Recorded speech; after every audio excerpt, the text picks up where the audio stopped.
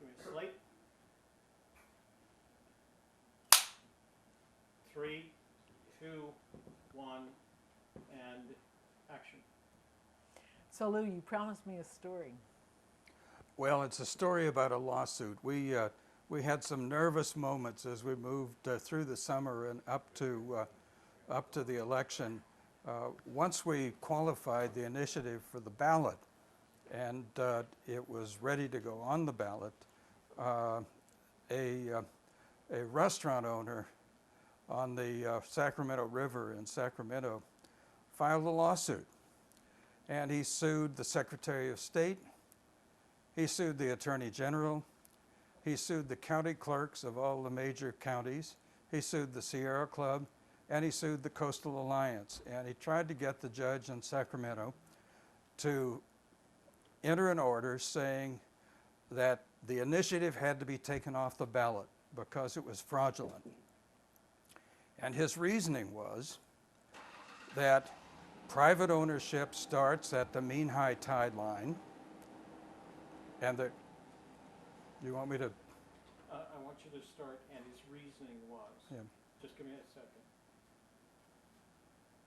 3, 2, 1, And his reasoning was that public ownership ends at the mean high tide line. Private ownership is above that. There are tides on the Sacramento River. So the Coastal Alliance is trying to pass an initiative that's going to affect his land use at his restaurant in Sacramento. Well, he ignored the fact that that the legislation says that the Golden Gate Bridge is the eastward extent of the jurisdiction. But at any rate, he got us all pulled into court.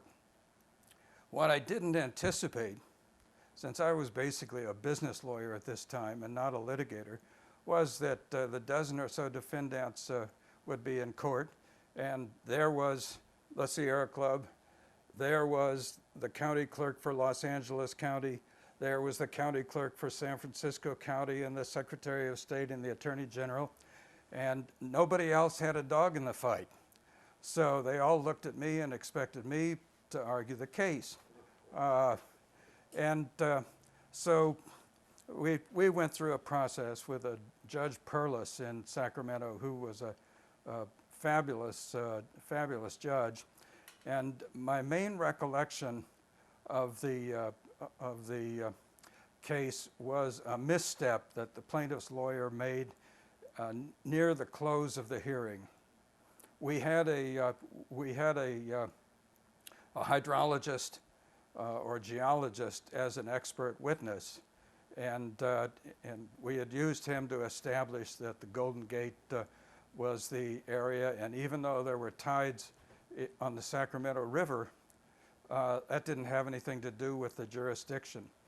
So I was done with him, and the plaintiff's lawyer on redirect wanted to ask one more question, and he said, "Sir, are there tides on Lake Tahoe?"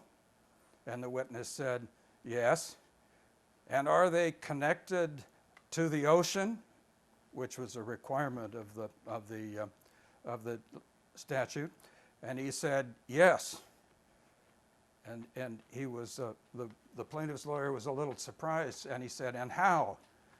And the witness said, "Through the county sewage treatment plant." The hearing ended. Judge Perlis ruled that the jurisdiction stopped at the Golden Gate and that our initiative could stay on the ballot. Did that get a laugh? Yes. Wow. 3, 2, 1, and turn your recorder on. Hold your position. Record start. Okay, And count. slate. Thank you. 3, 2, 1, and action. Lew, there's been a lot of question about whether it was necessary to take Prop 20 back to the legislature, because some of the things that lost in the process. For example, the regional commissions and affordable housing were disadvantageous to activists and other people later. What are your thoughts on why the Prop 20 was structured so that it would sunset and go back to the legislature? Well, at the time, we really did have a concern about being sure that the constitutionality of the act was ironclad.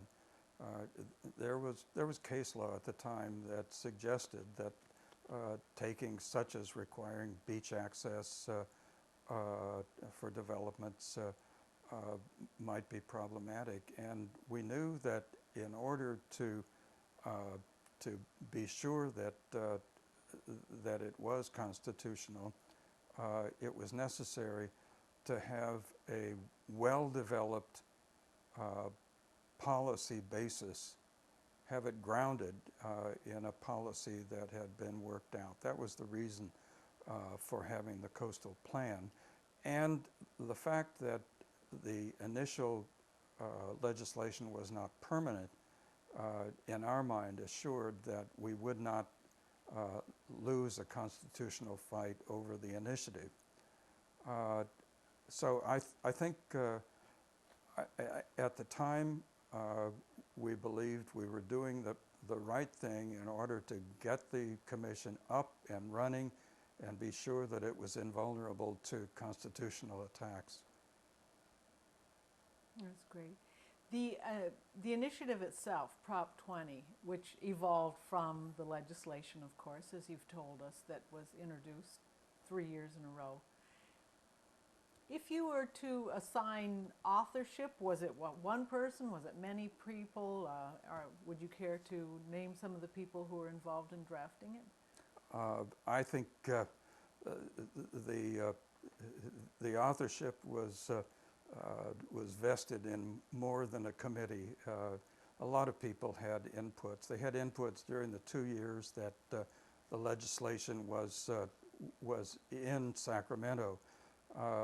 There was input from environmental groups and other groups all around the state. All of that was taken into account, and when 1972 started, we looked at it and said, we want a document which is more environmentally sound. We'll take out some of the compromises that had been made in the legislature, and we also want a document where anything that might arguably risk the constitutionality be taken out. Now, there were a lot of people involved. I had 2 young lawyers in my firm, a fellow named Ray McDevitt, and who still practices in San Francisco, and a man named Ron Gilson, who now is a law professor at Stanford and Columbia. Both of them worked on the issue. Peter Douglas in Ellen Cerroti's office worked on it. Gene Veronini in Paul Priolo's office worked on it. Alan Pardue had a say in it, and Janet certainly was right there. So the process by which we got to the text of the initiative was that a lot of people had input, and the input was primarily for the 2 objectives that I just described. I'm glad you mentioned Janet Adams again. It seems like for a lay person, she had a very fine legal mind. She was a very smart woman, and she'd been through the campaigns for the Bay Conservation Development Commission, to the Save the Bay campaign. So she was up to date and adept at the land use issues around the Bay, which were very similar to the issues that were raised by the coastal legislation. Excellent. I think that's all I have. I'm good with that. That's great. You don't want my story about hers? Oh, yeah. Oh, yeah, I do. Of course I do. I forgot about that. I should have been taking notes. Thank you. So tell us the story about Mel Lane. Oh, well, Janet sent several of us out on forays with Mel Lane to talk to editorial boards at the various newspapers. And I remember when Mel and I went to the San Francisco Examiner, a Hearst paper, and we expected that we were going to have a discussion with the editorial page editors about whether they would endorse the bill. And in fact, the fellow who carried the conversation was a fellow named Hearst, who wanted to know what we were going to do with the Hearst Ranch and the Hearst Castle, and we did not get that endorsement. Do you remember other newspapers who did or didn't endorse the Prop 20? Well, I remember the Chronicle. Temp Peck was the editor at the time, and they were certainly very supportive of what we were doing. Do you remember if the LA Times endorsed it? I don't. We can look that up. I'm pretty confident they did, but I don't know. Okay. Thank you very much. Yeah. This is great. You know, I got really. You said something so concisely. I know it's probably going to be the conclusion of the documentary. So that's when I kind of spaced out Right. there because I could see it. I could see it. There's the clip. 3, 2, 1, and stop your recording. Stop record.